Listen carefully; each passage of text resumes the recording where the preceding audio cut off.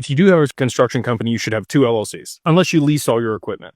If you lease all your equipment, then you're just going to have the service company. Doesn't matter. Whatever service company should be leasing the equipment, because if anything bad happens and it's above the insurance that you cover, what your insurance covers you for, somebody's going to be able to come after you for the other assets inside that corporation. If it's a service company and you're leasing the assets from your holding company, they can't come after these assets in the holding company because they're a separate company and you have limited liability with the service company. So ideally, you don't have digital assets in either one. For sure not the service company, maybe the holding company as a treasury, but ideally it's segregated into its own LLC, separate of other stuff, just like real estate. Like you wouldn't hold real estate in the same LLC as your operating company, because again, if somebody sues you or somebody falls on the property or anything happens, that property can then be taken in a lawsuit. So you want to limit that liability. So personally, I would parse that out. I would segregate it. And if you don't have your assets separated from your service company today, I would highly recommend working with an estate planner or a tax attorney to structure that appropriately to be able to mitigate the risk of loss of those assets. If you do have heavy equipment, obviously you're getting, the Section 179 deductions. You're able to write that off, which is awesome. But you probably want that in a separate company that you're leasing to your service company in case you hit,